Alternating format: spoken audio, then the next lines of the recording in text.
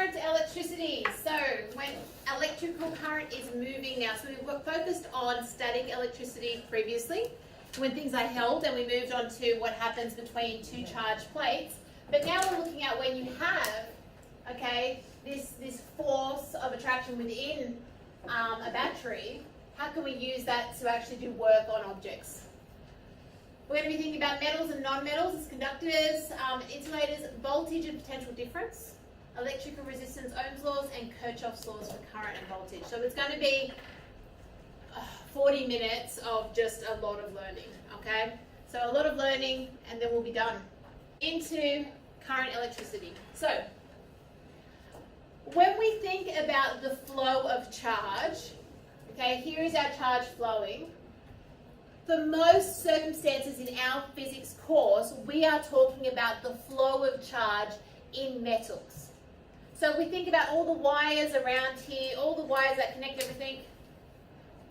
This wire just here, okay, that is copper wire that has charge flowing through, that is activating the speakers, okay? It is the flow of charge. And current is simply, okay, current is I, symbol I, is the charge flowing per time, per unit time. Okay, so how much charge is actually going as a rate, okay, of change?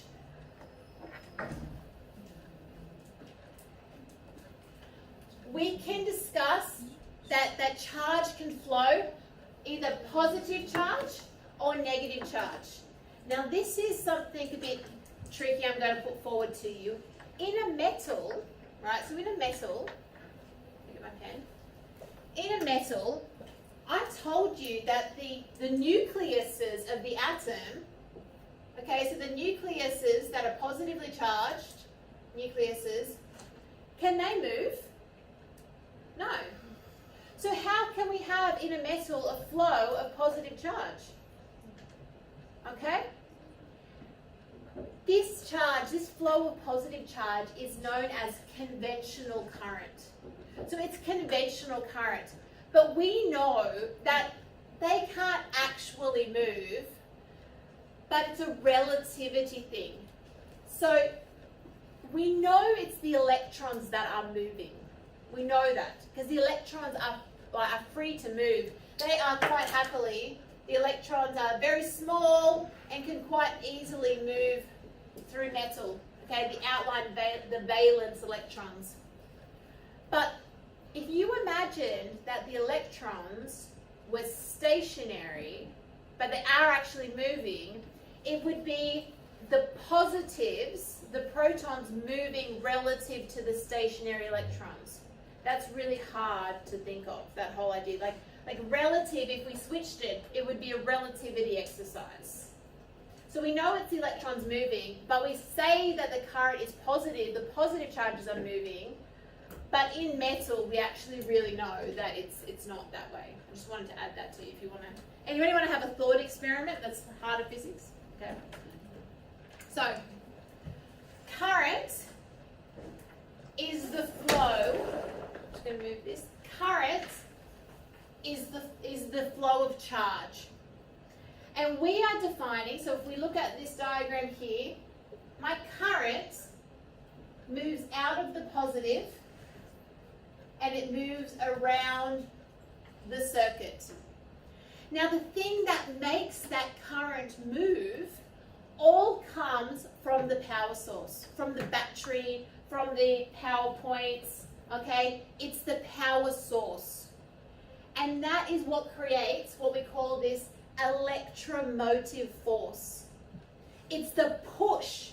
So if you imagine that you're like, oh yeah, I don't want to do anything, and then somebody just comes and pushes you and shoves you, that's literally what is happening. It's shoving the charge, it's making it move. And it's giving it a potential to do something, okay? So as the charge is flowing, in order to have a circuit, you have to have something that provides an electromotive force, this EMF, okay? We call that electromotive force a potential difference between it, Okay, so it's the voltage that you get from the battery. That's the electromotive push, okay, on the current. So it pushes it out. But in order to have a circuit, you must also have resistors. Okay, so the resistors, for it to do something, there's no point having all of this energy, right? It's flowing because energy has to do with the potential difference multiplied by the charge. There's no point having it if you've got nothing to do with it. So it gets used up here. So if you have a battery that has an electromotive force of 6 volts, so 6 volts that it can force the charge, it pushes the charge, comes out. We actually call it a potential drop. So it starts off here. So right now at this point here, so this is moving along here, so it's here, right at this point, this positive here, it has 6 volts. But as it moves through that resistor, it drops. It loses 3 volts. So by the time it comes through this resistor, it's lost 3 volts. So now at this point here, it comes out, at this point here, it now has only 3 volts. Because it dropped 3 volts in that, okay, in that resistor. At this point here, it has 3, and it drops that 3, so it actually comes back around, and at this point, it's got 0. And then it makes its way back to here. Now don't forget, if we're saying this is positive charge, positives are attracted to what? What are positives attracted to? To negatives. So this positive here, this is the positive terminal of the battery, this is the negative. So the reason it wants to keep going is because there is already charges behind it pushing from behind, but it's also attracted to the negative terminal. So it wants to come back around. And that's the whole, in a very simplistic way, how the circuit works. Oh, don't forget, energy is the amount of voltage multiplied by the charge. How much charge you have is how much energy you have in things. More charge, more energy. More voltage, more energy. Okay.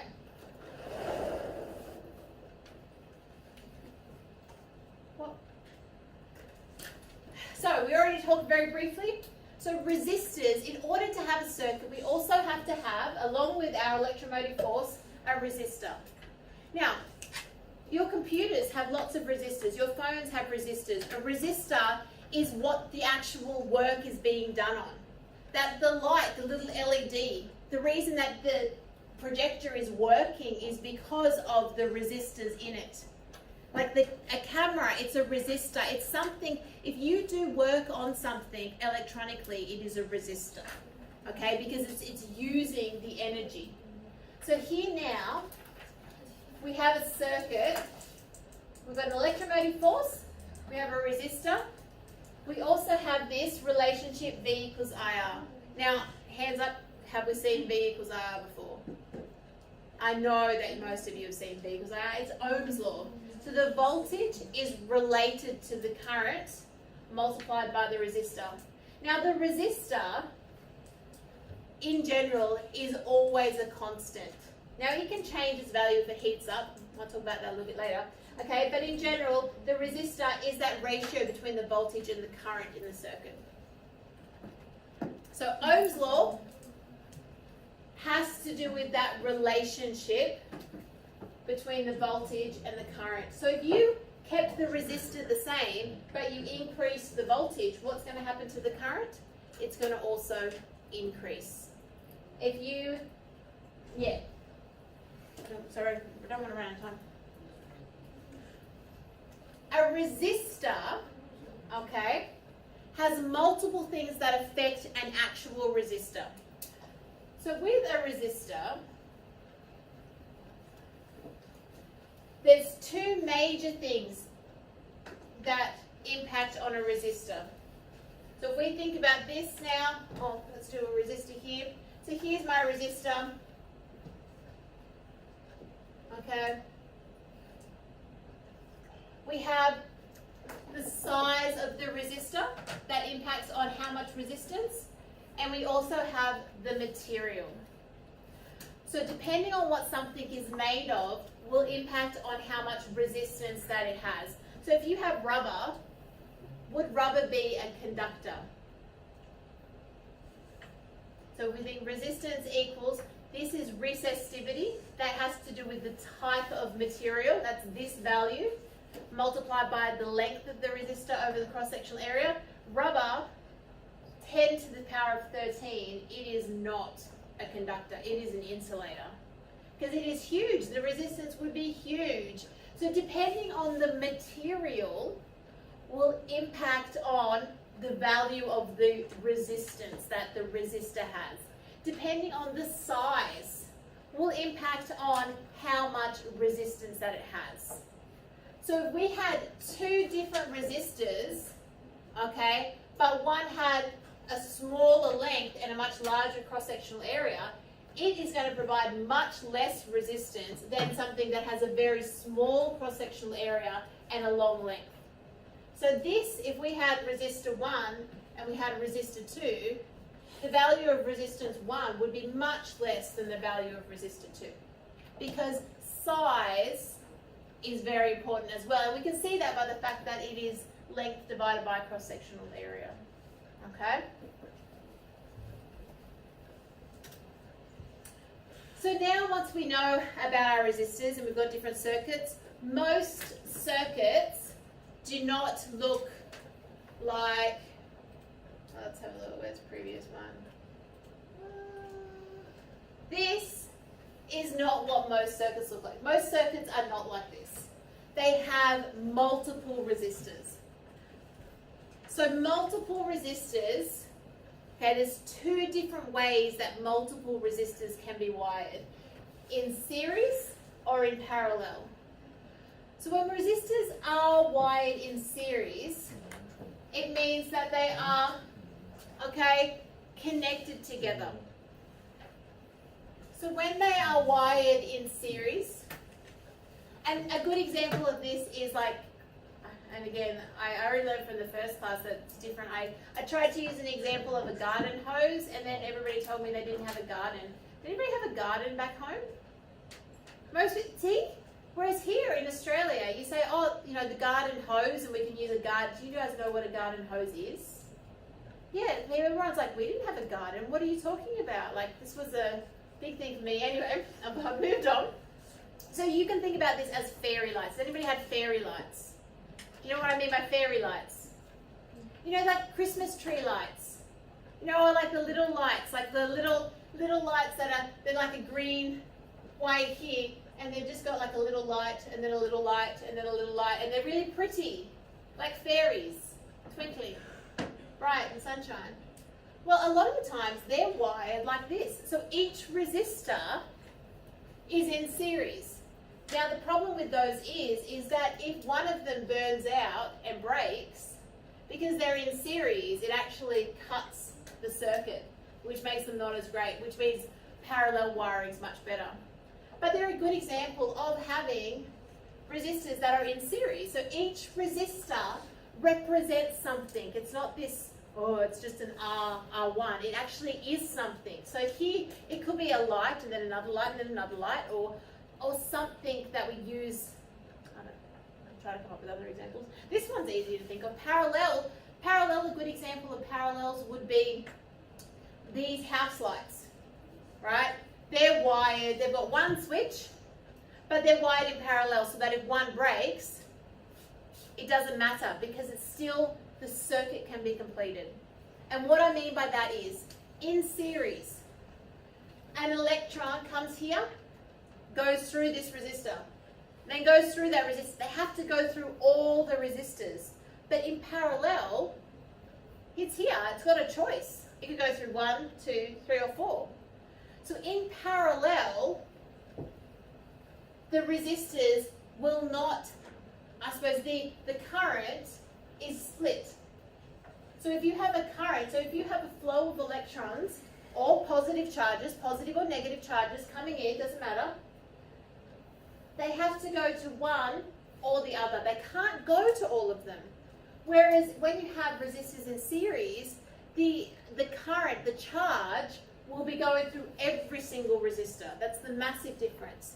The next massive difference is to how we find the total. So the total resistance for this is by adding them up.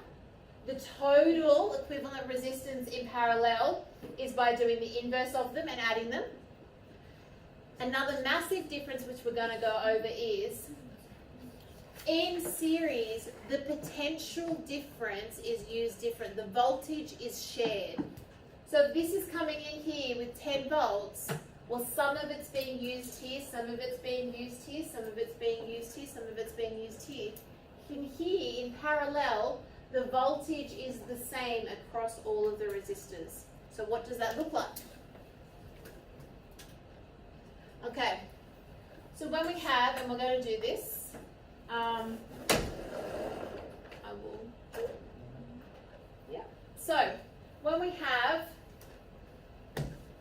questions like this, now expect to get something that looks like this in an exam. Multiple things are going to look very much, and you'll be asked to find the total current. So if you were asked to find the current for this, okay? When we have resistors in series, the current here is the same as the current here, is the same as the current here, is the same as the current here. Like, because if we think about this circuit, okay, the current's coming out it comes, it's coming out here at the positive, and out it goes, and then the ground it goes here, and it's got to go through there, and then it has to go through there, and then it has to go through there.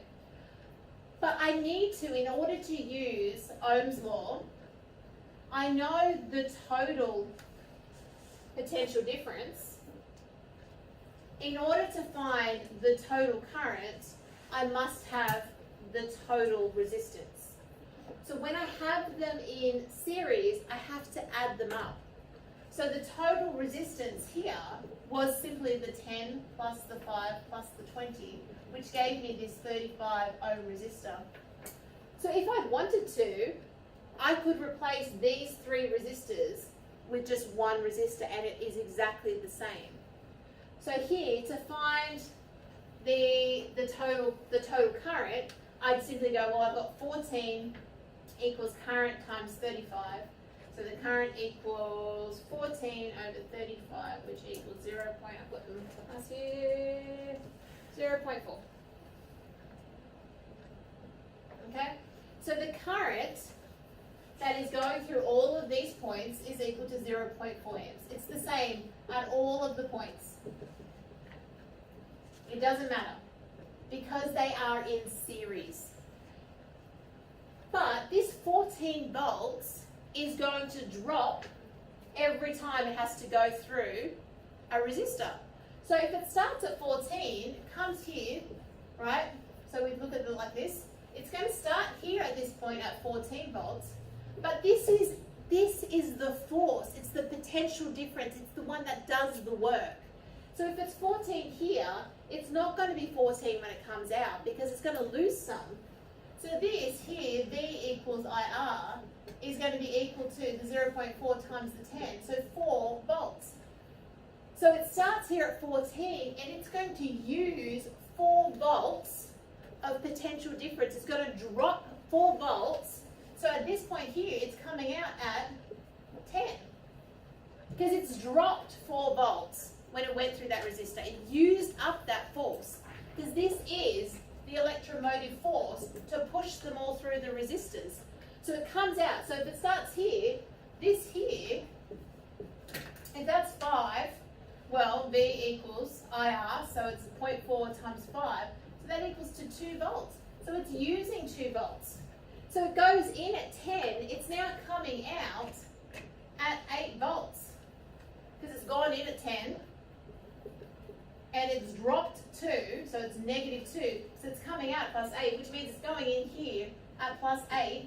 Now, this is the last position, the last resistor. So what's it going to do? It's going to use all of that 8 volts. So it's going to drop 8 volts, so it comes out here at 0 volts before it comes back around again. Okay? I could have done that. I could have done V equals IR, and it would have done the same thing. Yeah. okay? So when they are in parallel, hold on guys, we don't have that much longer to go when you've got it all ready for your tutorial, okay? So it's a bit different when they're in parallel, okay? It's a bit different because now we have 10 volts, electromotive force pushing them at 10 volts, but now there's choices. The current is split. So through the 4 ohm resistor, there's going to be a potential drop of 10 volts. So it starts here at plus 10 and it comes out here at 0. It uses all of that electromotive force going through that resistor because it only does either that loop or that loop or that loop. So you can never go backwards. Electrons don't go backwards. Positive charges never go backwards. They always go in one direction. Okay? So they're always going to come around and go that. So if we base it on that, I know that each resistor is going to have a potential drop of 10 volts. So that difference is used there. So the current here is just equal to V over R is equal to 10 over 4. So the current that goes through here is 2.5 amps. Now, is the current going to be larger or smaller for a 12 ohm resistor than a 4 ohm resistor? Well, if we're 12 ohms here, that's harder to get through. There's more force that has to be used here. So, well, no, that was the wrong way of saying it. I shouldn't say that. The same force is being used, but there's a lot more resistance, which means the current is going to be less. Okay? And we can prove that by just showing that what's 10 over 12, which is equal to 0.8, and then this current here is 10 over 15, which equals 0.67 amps. So the larger the resistance, the smaller the current, because the potential difference, the force it has is the same, but the harder it is to push through, the less amount of electrons can go through. Okay, so that's with our parallel. Oh, sorry.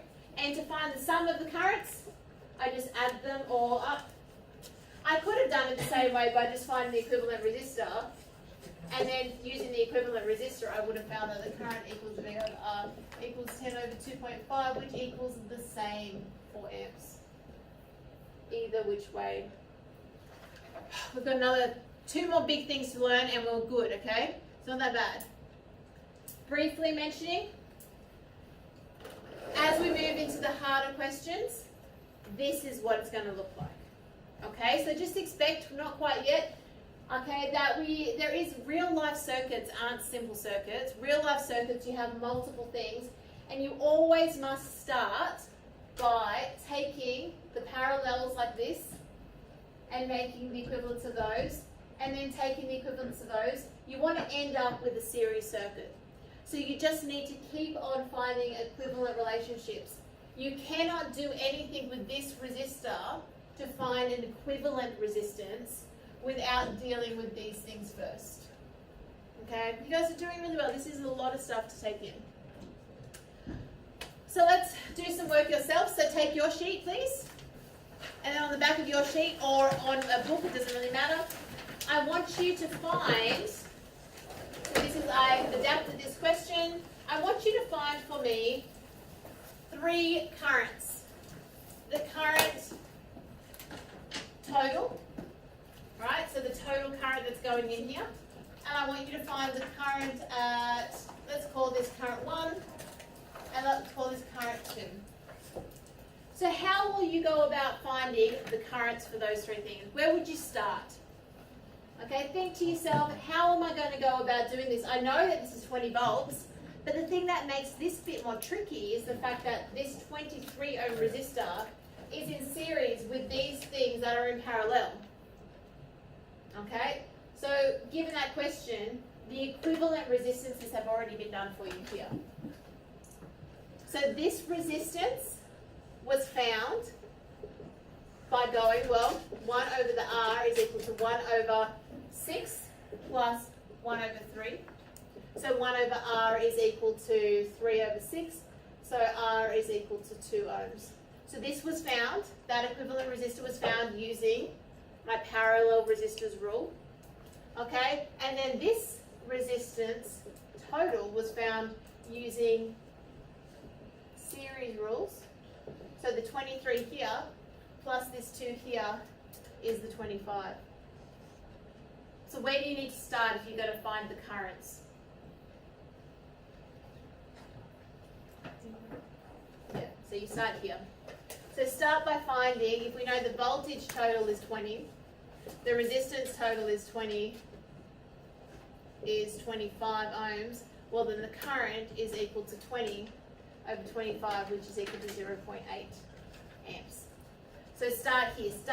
Start with what is the total.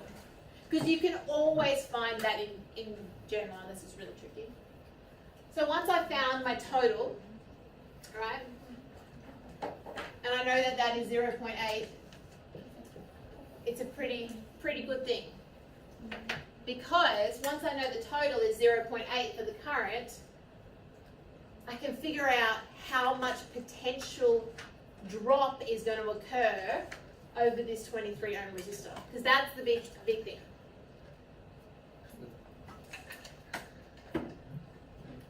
So I've got here that the current total is 0.8 amps. Remembering that this is positive, it's coming out here, it's going this direction, so there is a drop. This is positive, negative. It's going to be using some of this potential difference. It's going to drop over there. So if I know that voltage equals current times resistance, well, this is going to be, current is 0.8 times 23, so the voltage drop is 18.4. So there is 18, so negative 18.4 volts that is dropped and used from this 20 volts. So it's what's being used in this position. So therefore, if it comes out here, if it had 20 volts here and used 18.4 volts there, it really only has, at this position here, coming out, it really only has, I'll get rid of this negative and this positive for a sec, it now has plus 1.6 volts. Because it had 20, it used 18.4, so that was dropped, it got taken away, so you've now only got 1.6 volts of EMF left, electromotive force. Because most of the push has been used here. So now that means that all the electrons have like, they've come in here, and then they had to like, get themselves through here, so they'd really run out of energy, okay? So they really have lost a lot of their ability to do some pushing. So here, at this point here, they're coming in with 1.6 volts, okay? And then they're going to push their through, but we know that when it goes through here, it's going to use all of that 1.6. And the reason they're both 1.6 is because they're parallel now. So now it's going to be used, like there's each of the current is going to be shared between them. So this current plus this current is going to be equal to the total. So current 1 plus current 2 is equal to the total because it's shared between them. How do I find that? Well, I find that there's 1.6 volts of potential that's used. This resistor is 6. So what's that?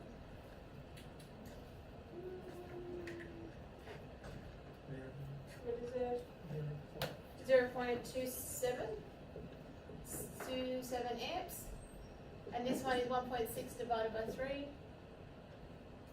So 0.53. Because it drops through them. And what do we notice? Well, the total current is equal to the first current plus the second current. We found them. So, the last things that I want to go over really quickly before you've got your tutorial tomorrow is Kirchhoff's laws. So we can take a notice that in this situation, the voltage dropped. Okay, it went from here from 20 down to plus 1.6 because we used some of that potential was used making in the resistor. Okay, and then all the time we got back to the beginning, there was 0. So all of that potential had been used. So Kirchhoff's loop law talks about voltage. We can also see here now, at this point here, you know, we've got current going like this. Well, these two currents came together to make that current. So we've already kind of done what his laws say. So his first law says that the sum of all the currents at any point must equal 0. So more effectively, what does that mean for us? Well, if I have a current number 1 plus current number 2 is going to be equal to current number 3 plus current number 4. So if I think about it from this perspective and thinking about it from a different way of looking at it like this, if I said that's 9 plus 5 is going to be equal to 3 plus I, can I figure out what I is? Yeah, because what they're coming in together, and conservation of charge says you can't just lose charge, can you? You can't just like magically, poof, it's gone, I've got lost charge. If I've got 9 and 5 coming in, it means at this point coming in was 14 amps of charge. So 14 amps of charge must go out. So in your head, that's got to be 11, doesn't it? If that's 3, it's got to be 11. So here now, you know, 14 equals 3 plus I, so I has to be equal to 11. Now this has to do with that this is telling us that it's coming out of the point, the junction. That negative is telling us coming out of the junction. So it's, yeah, that's legitimately, all this is saying is the charge that comes in has to equal the charge that comes out. And his loop law, all it is saying, we're about to put this into practice, all his loop law is saying is that if you have an EMF, an electromotive force of 18 volts, okay, my current's coming out of the positive. As soon as it goes through, it's gone through a resistor, okay? So here it's telling us that the current is 2 amps. It's going to drop 1 volt. It uses that potential to do some work. And then it comes around, right? It's got 17 volts. It does work. Work is being done on this resistor.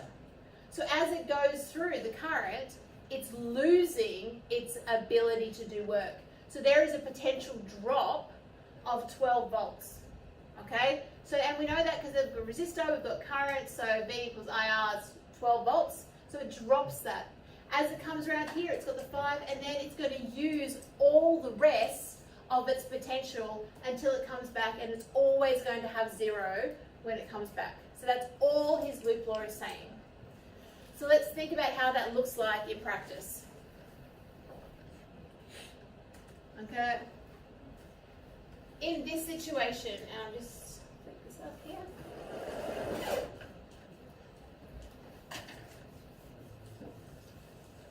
Now, you can loop however you want to. You'll get the same answer. Here, I've got the current. I find it easier, so I'm saying the current direction is this way, so I'm going to loop like this. And in my loop, it's always going to be equal to 0. So here, positive, it's going with the direction of my current, so therefore I'm going to end up with 12. It comes around. Now, this is positive to negative. So when we're going from positive to negative, we're dropping. And when we drop, we indicate that by the negative sign because we're taking away from what we had. So we had 12, remember, positive to negative. So here I'm starting at the positive and I'm going in the opposite direction. So this is why I'm now dropping my 6. And now as it moves, it's going to be doing work because it had to do work to drop that. Here, as I go here through this resistor, I have a current. I've got 50 ohms of resistance, so therefore the voltage required that's going to drop over that is going to be 50 lots of the current.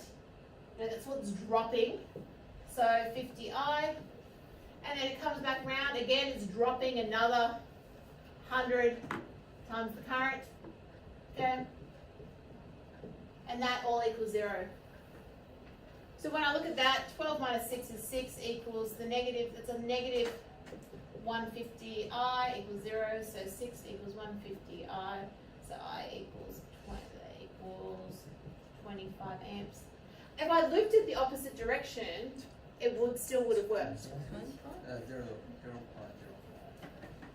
No, 100, yeah. 100, oh. 0.05. Oh. Sorry, just going off the current. So the current equals 6 divided by 150. Okay.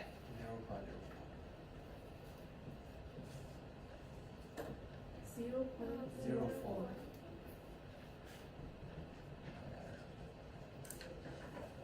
Okay.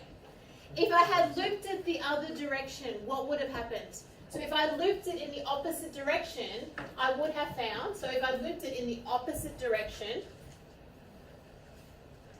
in this direction, would there be any difference? So if I'd looped it around the opposite direction, as I'm going from positive to negative, I'd have a negative 12. But as I'm going here, I'd have a positive 100I. As I'm moving in this direction, I'd have a positive 50I. And as I'm moving from this direction, I'd have a plus 6. And they're just the opposite sides. And so it would be the exact same answer, okay? It's easier to loop with the direction of the current. But you could do it the opposite way. It's fine. We'll get the exact same answer. So now, how do we do it when we have a more complex problem? So I want you guys to have a bit of a look at it and see how you would go about using Kirchhoff's laws. You can solve it how you want, but think if I'm trying to find current 1, current 2, current 3, if I've got 3 unknowns, how many equations do I need? 3 equations. Okay, so how are you going to go about solving this? Okay, you might want to write down some paper. Think to yourself, how are you going to solve this? This will be in the exam. Okay, you'll need to do this in the exam.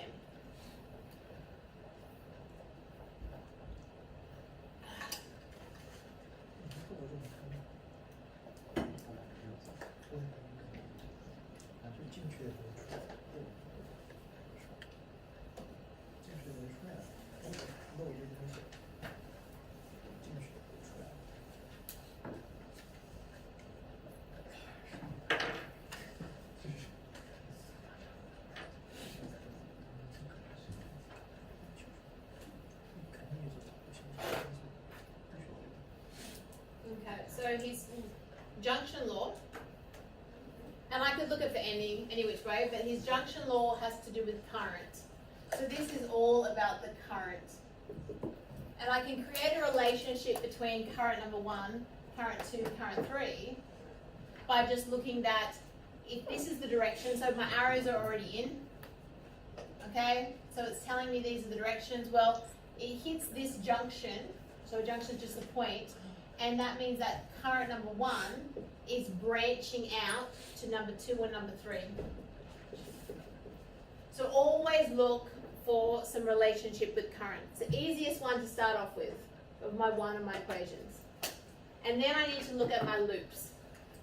So, always easier to start with the direction of the currents traveling. So, I'm going to loop this way. And then I'm going to loop this way. I'm going to have one loop.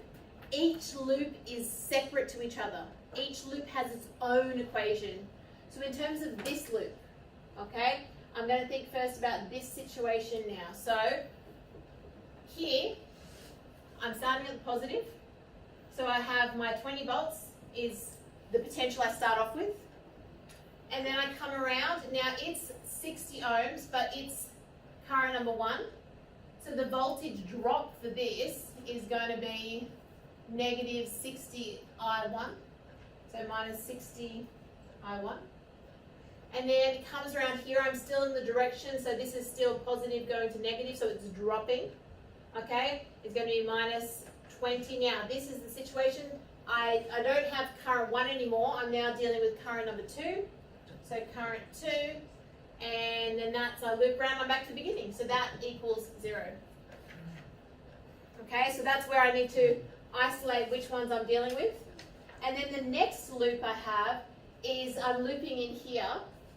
So if I think to myself now, if I start at, I just picked, I could pick whichever one I wanted, it wouldn't make any difference, but if I stick with what's here, okay, because I'm going from positive to negative, I'm dropping.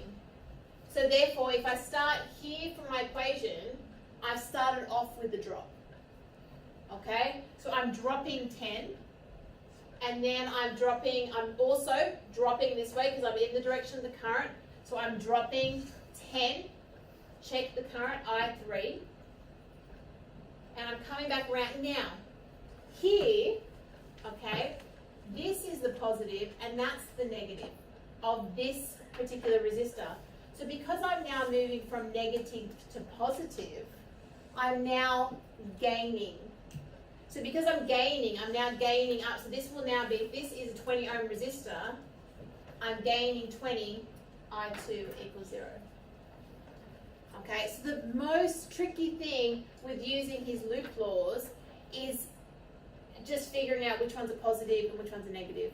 But the best piece of advice I can give you, as you move with the resistors, right,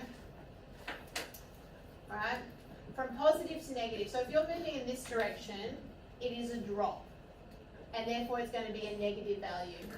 If you're moving in this direction, it's going to be a gain, which is going to be a positive. So it depends on which direction you are moving between the positive and the negatives, if that helps. So once I've got my equations, we're going to write them out over here.